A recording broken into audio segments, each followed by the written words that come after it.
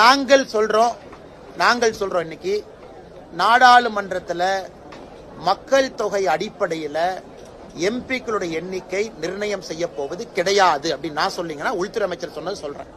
அதனால ஒருத்தருக்கு எத்தனை குழந்தைகள் இருக்கிறாங்க அப்படின்னு கணக்கு கிடையாது. அதனால் இந்த முறை நடக்க போவது இந்தியாவில் இருக்கக்கூடிய புதிய மக்கள் தொகை கணக்கெடுப்பு வந்த பிறகு அதை வைத்து எம்பிக்களை தீர்மானிக்க போவது கிடையாது. அதனால் முதலமைச்சர் அவர்கள் அவருடைய கற்பனை திறனை வளப்படுத்திக் கொள்வதற்காக தேவையில்லாத சர்ச்சைகளை உருவாக்கி கொண்டிருக்கின்றார்.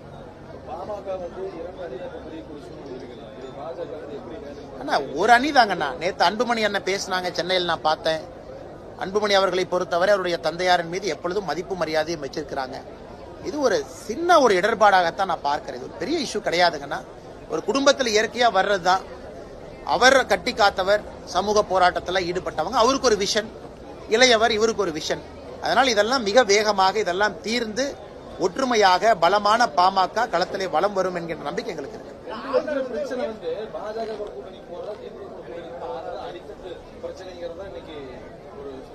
அதெல்லாம் கிடையாதுங்கண்ணா.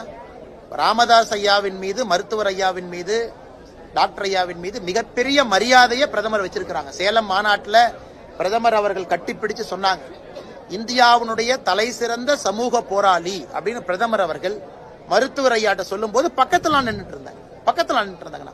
அதைத்தான் அன்புமணி அண்ணா அவங்க நேற்று ஸ்டேஜ்ல சொன்னாங்க. பிரதமர் அவர்கள் அவ்வளவு பெரிய மரியாதை ஐயாவின் மீது வைத்திருக்கும் போது ஐயாவும் அந்த மரியாதை வச்சிருக்கிறாங்க. அதனால் இதெல்லாம் கட்டுக்கதைகள். நான் பாஜக கூட்டணி இதனால பிரச்சனை என்பது சில விஷம கிருமிகள் ஏற்படுத்தக்கூடிய கட்டுக்கதைகள்.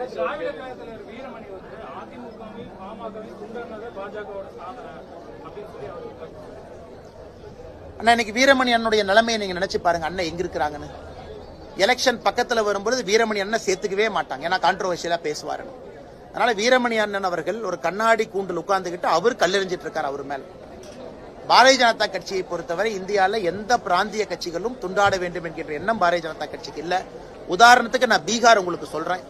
நிதிஷ்குமார் அவர்களை விட அதிகமாக நாம சீட்டுகளை பெற்ற பிறகு கூட நிதிஷ்குமார் அவர்களை முதலமைச்சராக ஆக்கி உட்கார வச்சிருக்கோம். அதே போல மகாராஷ்டிராக்கு நான் வர்றேன். மகாராஷ்டிரால தனி மெஜாரிட்டி வந்த பிறகு கூட கூட்டணியில் இருக்கக்கூடியவங்க துணை முதலமைச்சர்களாக இருக்கிறாங்க. இதெல்லாமே பாரதிய ஜனதா கட்சி. இன்னைக்கு அவங்க தனி மெஜாரிட்டி இங்க பாருங்கன்னா, இவங்கெல்லாம் கூட்டணியில அங்கமே கொடுக்கல. திமுகவை பொறுத்தவரை அவங்க மைனாரிட்டியாக இருக்கும் பொழுது கூட கூட்டணியில காங்கிரஸுக்கு இடமில்லை. அதனால இதை பத்தியெல்லாம் பேசுவதற்கு திமுக அருகதை இல்லை. நம்ம தனி மெஜாரிட்டியில மகாராஷ்டிரால வந்தும் துணை முதலமைச்சர்கள் கூட்டணியில் இருக்கிறாங்கன்னா, அதே போல பீகார்ல அதிகப்படியான சீட்டுகள் வந்தும் முதலமைச்சராக நாம இல்ல. அதனால திமுக தயவு செய்து கூட்டணி பாடத்தை நமக்கு எடுக்க வேண்டாம். அது அன்பு அண்ணன் வீரமணி அவர்களுக்கு சொல்லிக்கிறேன். அவருடைய அரசியல் வேறு, எங்க அரசியல் வேறு. வயதுக்கு மரியாதை கொடுக்கணும். அதனால பிதற்றி கொண்டிருக்கின்றார் என்றுதான் சொல்லணும்.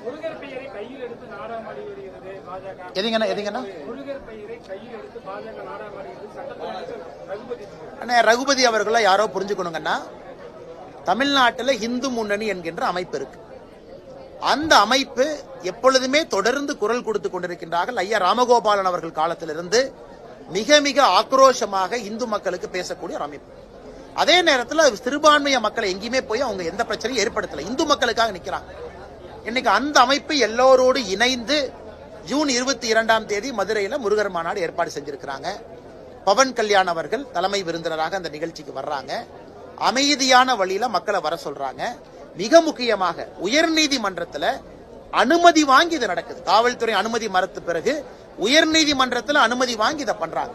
அப்படி இருக்கும் பொழுது யாருக்கு இதனால் பிரச்சனை வருதுங்கன்னா, முருகர் பெயரை எடுத்தவுடன் எதற்காக திராவிட முன்னேற்ற கழகத்தினுடைய தலைவர்கள் பதட்டப்பட வேண்டும்?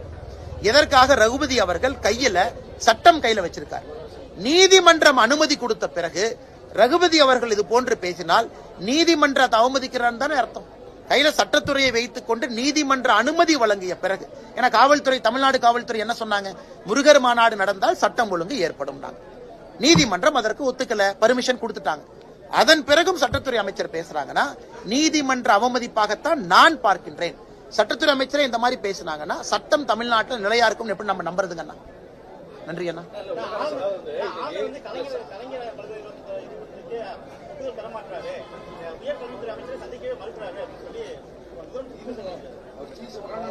எனக்கு தெரியலீங்கன்னா, இது சம்பந்தமாக ஆளுநருடைய பிஆர்ஓ, ராஜ்பவனுடைய அதிகாரிகள் தான் பதில் சொல்லுங்கன்னா, அந்த ஃபைல் போச்சா, எங்க இருக்கு, காரணம் இதுதானா, காரணம் வேறா, யுஜிசி நாம்ஸை ஃபாலோ பண்ணிருக்காங்களா, இது எல்லாம் ஆளுநர் மாளிகை தெளிவுபடுத்துறாங்க. முதலமைச்சர் குற்றச்சாட்டு வைத்த பிறகு ஆளுநருடைய மாளிகை அதிகாரிகள் நிச்சயமாக இதை தெளிவுபடுத்துவார் நம்புகின்றேன்.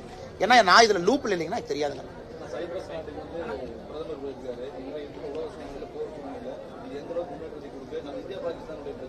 ஆனா பிரதமரை பொறுத்தவரை சைப்ரஸ் நாட்டுக்கு சென்றிருக்கக்கூடிய முதல் இந்திய பிரதமராக பிரதமருடைய வருகை அமைந்திருக்கிறது.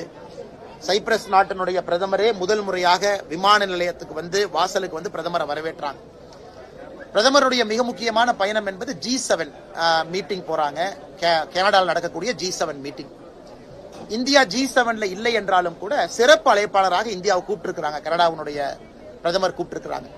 இந்த G7 முக்கியத்துவம் வாய்ந்த ஒரு மீட்டிங்கா நான் பாக்குறேங்கன்னா, ஒரு பக்கம் இஸ்ரேல் போர் சூழல் போய் கொண்டிருக்கிறது, ரஷ்யா உக்ரைன் போர் நடந்து கொண்டிருக்கிறது, அமெரிக்காவுக்குள்ள பிரச்சனைகள் எல்லாம் நம்ம பாக்குறோம், லாஸ் ஏஞ்சலஸ் எல்லாம். அதனால இன்னைக்கு நம்முடைய பிரதமருடைய வாதம் G7 அமைப்புல மிக முக்கியமா இருக்கும். ஏன்னா நேத்து இந்த SCOங்கிற அமைப்பு இருக்கு, பாகிஸ்தான் அதுல இருக்கிறாங்க. இவங்கெல்லாம் சேர்ந்து அதை வேற மாதிரி மாத்த பாக்குறாங்க, இஸ்லாம் வெர்சஸ் ஜூ அப்படிங்கிற மாதிரி மாத்த பாக்குறாங்க.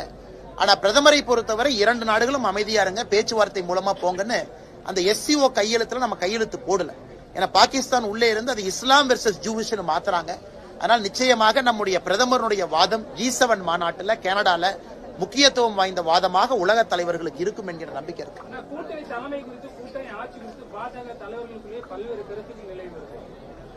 ஆனா எந்த குழப்பம் இல்லைங்கண்ணா, நான் தெளிவா புரிஞ்சுக்கண்ணா. நான் ஒரு பிரஸ் மீட்ல சொல்றேன், தனிப்பட்ட கருத்து, அதே நேரத்தில் கட்சியினுடைய தொண்டன் அமித்ஷா அவங்க சொல்றாங்க.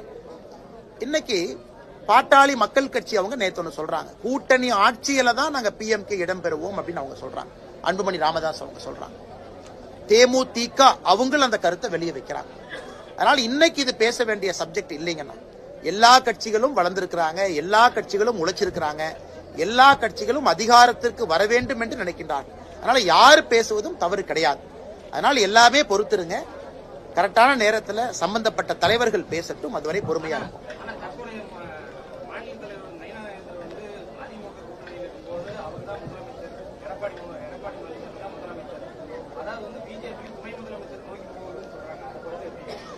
அதுக்குள்ள நான் போக விரும்பலீங்கன்னு. இன்னும் எலெக்ஷன் சூடு வரல, யாரும் அறிவிக்கல. அதெல்லாம் சரியான நேரத்தில் வரும்பொழுது நம்முடைய தலைவர்கள் அதை அறிவிக்கட்டும், அதுவரை காத்திருப்போம். பத்திரிகை நண்பர்கள் உங்களுடைய நேரத்தை கொடுத்து இவ்வளவு தூரம் வந்திருக்கிறீங்க, நன்றியை தெரிவிச்சு